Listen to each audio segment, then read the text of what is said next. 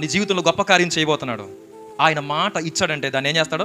మీ క్రిస్మస్లో దేవుడు ఎట్లా కనపడుతున్నాడు? దేవుడు నమ్మదగిన వాడు. God is faithful. చెప్పండి, ఆయన ఎవరు? నమ్మదగిన వాడు.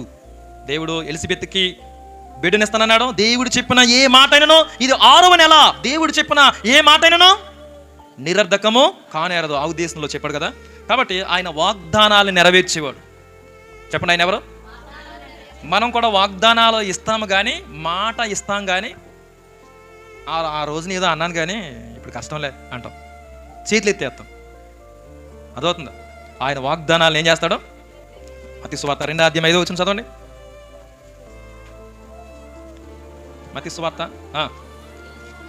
యూదయ దేశపు బెత్లెహేమా, నువ్వు యూదా ప్రధానులలో ఎంత మాత్రం అల్పమైన దానివి కావు, ఇశ్రాయేలు నా ప్రజలను పరిపాలించి అధిపతి నీలో నుండి వచ్చును అని ప్రవక్త ద్వారా రాయబడి ఉన్నదనిరి.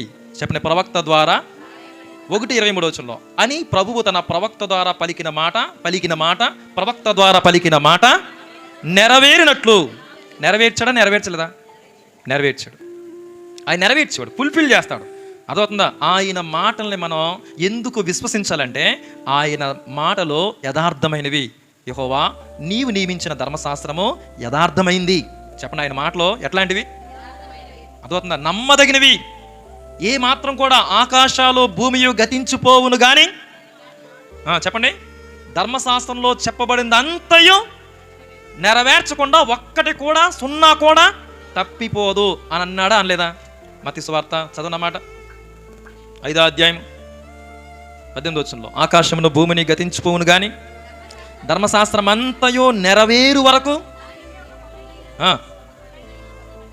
మార్పులేని దేవుడనీవని మాట ఇచ్చి నెరవేర్చుతావని మారని వాగ్దానములు. మాట ఇచ్చి ఏం చేస్తాడో నా దేవుడు ఎవరో? మాట ఇచ్చి నెరవేరుస్తాడు. హల్లెలూయా. ఎంతమంది ఈ మాటను బలంగా నమ్ముతున్నారు? దేవుడు గనక ఏదైనా ఒక మాట ఇస్తే అది నెరవేరుస్తాడు అని ఎంతమంది నమ్ముతున్నారు? ఒకసారి చేతులు పైకి ఎత్తండి. నేను నమ్ముతున్నాను. దేవుని మాటలో నమ్మదగినవి అనండి ఒకసారి. దేవుని మాటలో ఎంత బలంగా మీరు నమ్ముతున్నారు? దేవుని మాటలో నమ్మదగినవి. ఆయన చెప్పాడంటే చేస్తాడు. కన్యక ద్వారా పుడతానన్నాడు, పుట్టాడు.